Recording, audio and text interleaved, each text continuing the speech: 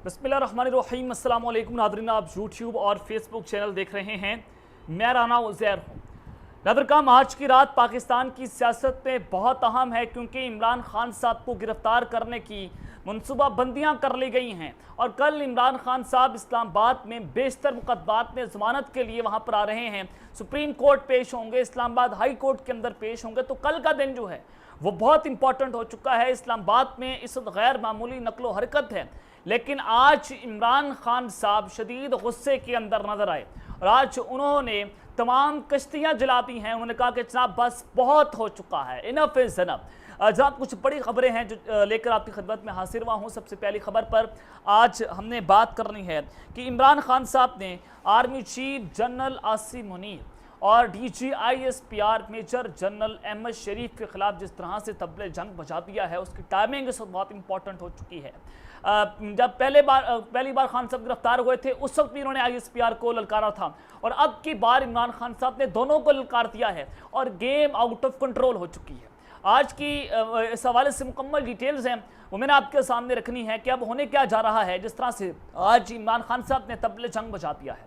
और दूसरी खबर पर आज हम बात करेंगे कि GHQ से एक बड़ा मरासला जो है वो जारी हुआ है और एक बड़ा फैसला सामने आया है। वो फैसला क्या है, मरासला क्या है, इस हवाले से भी इंपॉर्टेंट डिटेल्स हैं। और फिर जनाब जनरल साहिर शमशाद मिर्जा, एक बहुत ताकतवर शख्सियत, चीफ ऑफ जनरल स्टाफ जो कि तमाम चीफ्स के सरबराह हैं, वो जब अचानक से वज़ीर-ए-आज़म हाउस पहुंचे हैं, उनकी मुलाकात हुई है। ये मुलाकात बहुत इंपॉर्टेंट है कि जनरल साहिर शमशाद मिर्ज़ा जो हैं वो ईद के बाद उनका पहुंचना ये किस जानिब इशारा जाता है, इस हवाले से भी अहम तरीन तफसीलात आपके सामने रखूँगा। और एंकर इमरान खान रियाज साहब जो हैं उनके राब्ते के हवाले से एक बड़ी अहम पेशरफ्त हुई है, कुछ बड़ी खुशखबरी है, वो भी आप तक पहुँचानी है। लेकिन अगर आपने चैनल को सब्सक्राइब नहीं किया, चैनल को सब्सक्राइब कर लें, बेल आइकन को दबा दें।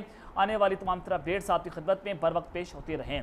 नाज़रीन, सबसे पहले तो आपको बता दूं कि परवेज़ खटक साहब को पाकिस्तान तहरीक इंसाफ से निकाल दिया गया है। उनको बाकायदा तौर पर वो PTI का हिस्सा नहीं रहे हैं क्योंकि इस्टेब्लिशमेंट जो है वो परवेज़ खटक को तैयार कर रही थी कि वो इमरान खान की पीठ पर छुरा घोंप देंगे।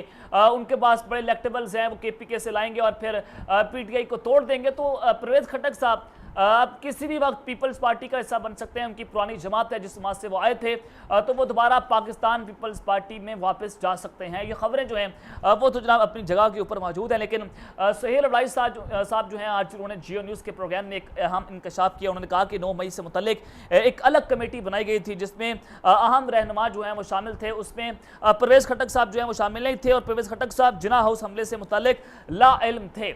ये जनाब आज उन्होंने इंकशाफ किया है। सुहेल अब्बासी साहब जो हैं वो लगता है वो अहम रहनुमाओं के टेबल के अंदर घुसे हुए थे, उनके ज़राए ने उनको इतनी अहम पुख्ता खबर दे दी है और सुहेल अब्बासी वहाँ पर बैठकर इमरान खान साहब को सुन रहे थे। उनको पता था अगर वहाँ पर अहम रहनुमा बैठे हुए थे तो क्या वो रहनुमा जो है वो सुहेल अब्बासी को कॉल करेंगे, जनाब हाँ हमने इमरान रियाज खान से जो है वो मीटिंग कर ली है, अब हम जिना हाउस पर हमला करने जा रहे हैं, अब हम फौजियों के ऊपर चढ़ाई करने जा रहे हैं, हम GHQ पर हमला करने जा रहे हैं। क्या कोई इतना पागल है कोई इस तरह की मनसूबाबंदियां करके सुहेल अब्बासी को कॉल करके बताएगा कि जनाब ये हम करने जा रहे हैं, आपको बता रहा हूँ, आप TV के ऊपर जाकर हमारा बांडा फोड़ दें।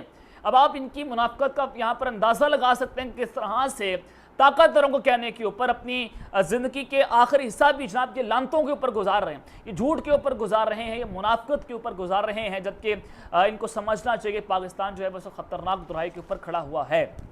अब जनाब आपको एक और खबर देना चाहता हूं कि पाकिस्तान ने लेटर ऑफ इंटेंट जो है वो IMF को 9 बड़ी यकीन दहानियाँ करवा दी हैं। 9 मई में नई टैक्स एमनेस्टी स्कीम नहीं दी जाएगी, टैक्स आमदन बढ़ाने और माली नज़्म ज़ब्त अमल दरामद किया जाएगा, तजारती पाबंदियाँ खत्म, गैर मुल्की ज़र मुबादला के ज़खायर बढ़ाने और मार्केट के हिसाब से एक्सचेंज रेट मुकर्रर करने की जनाब यकीन दहानी करवाई गई है। डॉलर जो है फ्री फ्लोट कर दिया जाएगा और तवानाई की इस्लाहात पर भी अमल दरामद किया जाएगा, यानी कि बिजली, गैस, पेट्रोल सब कुछ महंगा जनाब होने जा रहा है, डॉलर भी बढ़ जाएगा और पाकिस्तान कर्ज देने वाले दोस्त ममालिक और दारों की यकीन दहानी पर अमल दरामद करवाएगा, यानी कि चीन, सऊदी अरब, UAE पाकिस्तान की जो है वो गारंटी लेंगे और फिर जाकर IMF जो है पाकिस्तान को कर्जा देगा और 3 से 4 दिनों के अंदर ये कर्जा जो है वो IMF की जानिब से पाकिस्तान को जनाब मिल सकता है। और IMF ने डील से पहले चीन से हमें $5 बिलियन की अदायगी ना होती तो मामला जनाब कुछ और होता। वज़ीर-ए-आज़म शहबाज शरीफ साहब जो हैं उन्होंने एक बार फिर से कहा कि army chief general Asim Munir का कलीदी किरदार जो है वो रहा है है अगले 15-20 साल से आपने अपनी हदूद में रहकर काम किया तो तरक्की कदम चूमे की ये जनाब उन्होंने एक बार फिर से जनरल आसिम मुनीर को बड़ा जो है वो उन्होंने कहा कि जनाब यही सारा कुछ करते हैं, यही पाकिस्तान के बादशाह हैं, यही इकॉनमी संभालेंगे, यही फौज संभालेंगे। और अगर आप जनरल आसिम मुनीर साहब से कोई जनरल जो है वो बात करते हैं, रिटायर्ड जनरल जो है वो जाकर कहता है कि जनाब आप हल्का हाथ रखें, पीटीआई के खिलाफ जो ऑपरेशन हो रहा है आप उसको ख़त्म कर दें, पाकिस्तान की कौम के खिलाफ आप लोग फैसला ना करें। जब आप उनसे ये बताते हैं तो जनरल आसिम मुनीर आगे से कहते हैं कि जनाब मेरी फौज है, मैंने पता है मैं की कर रहे हैं, तुसी मैंने ना दसो। ये जनाब उनका जो है वो जवाब होता है। लेकिन क्या तुम्हारी फौज है, ठीक है, आप फैसला करें अपनी फौज के हवाले से। वो चीफ ऑफ स्टाफ है, वो जनाब सिपा सलार हैं पाकिस्तान की फौज के, हमें उनके ऊपर इत्मीनान है। लेकिन जनाब फिर आप मुआशी हालात के अंदर, आप सियासी हालात के अंदर मुदाखलत क्यों करते हैं? तुम्हारी सियासत है, तुम्हारे बाप का मुल्क है कि जनाब आप ये सारा कुछ करेंगे, ऐसा अर्गस जो है वो जनाब नहीं चलेगा। ये चीज़ें जो है वो इसको समझने वाली हैं कि इस सूरत हाल जो है वो जनाब किस जानिब जा रही है।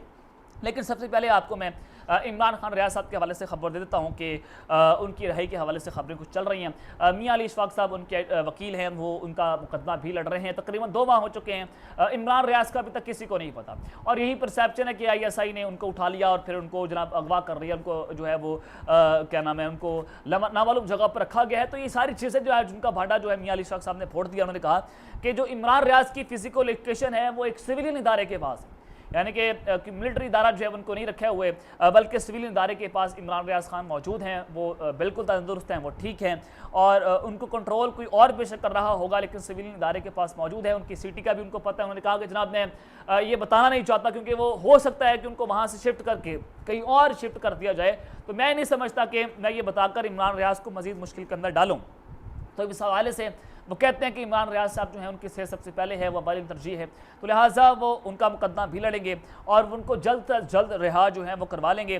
तो सतूर साहब ने कहा कि मियां अली इशफाक का जो रब्ता है वो इमरान रियाज साहब से हो चुका है, तो लिहाजा वो इस वजह से इतने कॉन्फिडेंट जो है वो नज़र आ रहे हैं। अब जनाब मेरे ज़राए हैं, 2 ज़राए हैं और हुकूमती शख्सियत ने भी इस हवाले से तस्दीक कर दी है कि आइंदा चंद रोज़ में इमरान रियाज साहब जो है वो रिहा हो जाएंगे, कुछ दिनों के अंदर भी हो सकते हैं, लेकिन 1 से 2 हफ्तों की बात की जा रही है कि अगले 1 से 2 हफ्ते के अंदर अंदर इमरान रियाज खान को उनको जनाब रिहा कर दिया जाएगा, वो बाज़ाब हो जाएंगे। हुकूमती शख्सियत ने भी यही बताया है कि वो जल्द अज जल्द अपनी फैमिली के साथ मौजूद होंगे और उनके हवाले से ये ग्रीन सिग्नल जो है वो जनाब दे दिया गया है, जो कि खुश आइंद बात है।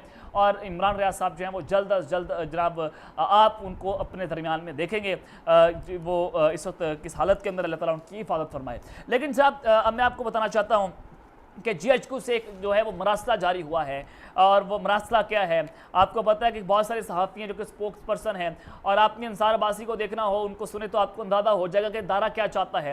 इस वक्त अहमद मीर साहब जो है वो भी जनाब बड़ा सेंटर ऑफ ग्रेविटी बने हुए हैं, बड़े आजकल खबरें जो है वो ब्रेक कर रहे हैं, वो बहुत सारी अंदर की खबर भी लाते हैं। तो अहमद मीर साहब ने एक बार फिर से बहुत बड़ा इंकशाफ कर दिया है और इस जो सर्वाइवल की जंग है वो जारी है, बका की जंग है। सब ने यानी कि नवाज शरीफ साहब ने, आसिफ जरदारी साहब ने, शहबाज शरीफ ने, इन तीनों ने अपना वज़ीर-ए-आज़म का उम्मीदवार जो है वो मैदान के अंदर उतार दिया है। नवाज शरीफ मरीम नवाज को जो है वो वज़ीर-ए-आज़म बनाना चाहते हैं, आसिफ जरदारी बिलावल भुट्टो को वज़ीर-ए-आज़म बनाना चाहते हैं। ये दोनों एक दूसरे के मुद्दे मुकाबल हैं और ये दोनों दुबई के अंदर भी गुत्थम गुत्था थे और मुज़ाकरात इनके नाकाम हो चुके हैं। शहबाज शरीफ खुद वज़ीर-ए-आज़म बनना चाहते हैं, तो ये तीनों जो हैं वो PDM के अंदर रहकर इनमें एक बहुत बड़ी जंग जो है वो छिड़ी हुई है। और मैंने आपको बताया था कि जो इदारा है, जो इस्टेब्लिशमेंट है, वो जनाब शहबाज शरीफ को बतौर वज़ीर-ए-आज़म पसंद करता है और अगले वज़ीर-ए-आज़म जनाब आपके शहबाज शरीफ भी होंगे और कौमी हुकूमत होगी। जो शहबाज शरीफ साहब के साथ खड़ा होगा वही अगली हुकूमत का हिस्सा होगा। इसी जनाब इदारे ने जो है वो फैसला कर लिया है और इदारा ये भी फैसला शायद इसके ऊपर भी जनाब बातचीत जो है वो हो रही है कि इदारा इसके ऊपर बात तय कर रहा है कि शायद जब तक IMF का मुआहदा रहेगा 9 माह तक फिर आप इलेक्शन मुल्क के अंदर नहीं करवा सकेंगे, यानी कि मार्च तक जो है वो इलेक्शन होते हुए नजर नहीं आ रहे। तो अहमद मीर साहब ने यहाँ पर इंकशाफ किया है। उन्होंने कहा कि किसी को अच्छा लगे या बुरा, लेकिन वो पाकिस्तान की आइंदा सियासत और मैशत का फोकस बनता जा रहा है। एक शख्स है जिसका नाम शहबाज शरीफ है, वो जनाब सियासी और मुआशी हालात से एक फोकस बना हुआ है, वो शहबाज शरीफ है और इदारा ये समझता है कि शहबाज शरीफ को अगला वज़ीर-ए-आज़म बनाया जाएगा। तो ईद के दिन भी जो मुलाकात हुई, मैंने आपको उस दिन बता दिया था कि ये जो है वो पैगाम पहुँचाया गया दुबई के अंदर भी, इमरान खान को तो पैगाम पहुँचा पहुंचाना ही पहुंचाना था, लेकिन दुबई में भी पैगाम पहुंचाएगा ईद के रोज़ के आप जितने मर्जी प्लान दुबई के अंदर बैठकर बनाते रहें, लेकिन एक शख्स जो है वो हमारे करीब है, वो है शहबाज शरीफ। तो ये फैसला जो है वो जारा कर रहा है। लेकिन पाकिस्तान की अवामी अदालत जो है, आपको पता है कि असल इस्टेब्लिशमेंट जो है वो पाकिस्तान की अवाम है, और असल इस्टेब्लिशमेंट इस वक्त पाकिस्तान की इमरान खान के साथ खड़ी हुई है। लेकिन जब इस सद के अंदर जो ईद के रोज़ जो है वो तो जनरल आसिम मलिक साहब जो है और चीफ वो शहबाज शरीफ साहब से मिलते हैं। उस मुलाकात के हवाले से मुकम्मल अंदरूनी कहानी मैंने आपके सामने रखी और आपको बताया कि उसकी टाइमिंग बहुत इंपॉर्टेंट है। वो पैगाम क्या पहुंचाया गया, मुक्का लहराया गया, पाकिस्तान जिंदाबाद का नारा लगाया गया, यानी कि पैगाम था वो दुबई वालों के लिए जहाँ पर मीटिंग्स हो रही थी। अब जनाब ईद के फौरी बाद जनरल साहिर शमशाद मिर्जा आज प्राइम मिनिस्टर ऑफिस पहुँचते हैं और उनकी मुलाकात हुई है शहबाज शरीफ के साथ, पाकिस्तान के इंपॉर्टेंट वज़ीर आज़म के साथ, और मुल्क की अमूर पर उनका तबादला ख्याल हुआ है। तो ये जनाब इस वक्त बहुत इंपॉर्टेंट है कि ये मीटिंग जो है वो इस वक्त सेंटर ऑफ ग्रेविटी बनती चली जा रही है कि इस मीटिंग के अंदर क्या कुछ हुआ होगा और किसका पैगाम जो है वो पहुंचाया गया होगा, क्योंकि इस मुलाकात से पहले जनरल साहिर शमशाद मिर्जा के साथ रिटायर्ड जनरल जो हैं वो फौज के वो भी मिल चुके हैं। उनको बताया गया कि आप आर्मी चीफ साहब को समझाएं, हालात जो हैं वो इस तरह से आउट ऑफ कंट्रोल होते चले जाएंगे और उसका एक ही हल है कि मुल्क में साफ और शफाफ इलेक्शंस का इनेकाद करवाया जाए। ये जनाब इस वक्त इंपॉर्टेंट था।